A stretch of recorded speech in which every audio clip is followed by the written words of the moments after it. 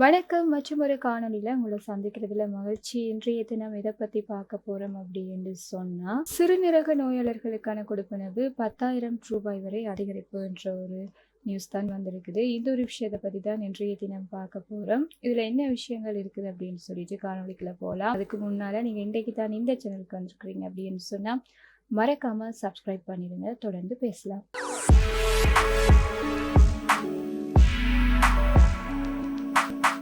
சிறுநீரக நோயாளர்களுக்காக அரசாங்கத்தால் வழங்கப்படும் கொடுப்பனவு டிசம்பர் மாதத்தின் பின்னர் குறைக்கப்படும் என்று வெளியான செய்திகள் முற்றிலும் உண்மைக்கு புறம்பானவை என்று கிராமிய அபிவிருத்தி, பொதுமக்கள் பாதுகாப்பு மற்றும் சமூக வலுவூட்டல் அமைச்சு அறிக்கை ஒன்றை வெளியிட்டிருக்குது.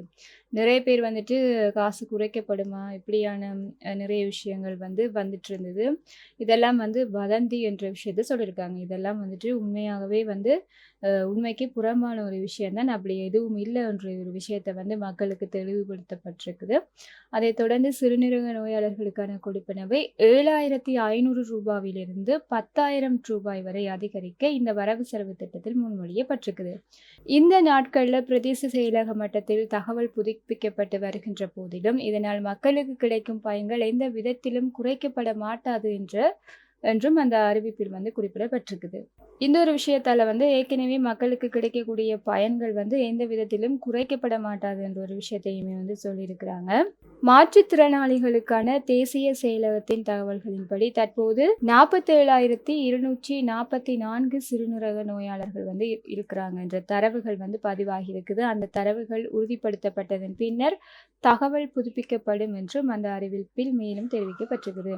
இந்த ஒரு விஷயத்த நாங்கள் இன்றைக்கு பார்த்துருக்கோம். என்னன்னு சொன்னால், நிறைய பேர் கேட்கக்கூடிய கேள்வி என்ன அப்படின்னு சொன்னால், சிறுநீரக நோயாளர்களுக்கான கொடுப்பனவு என்ன மாதிரி, நீங்கள் அதை பற்றி எதுவும் சொல்லலைன்ற மாதிரி கேட்டிருந்தீங்க.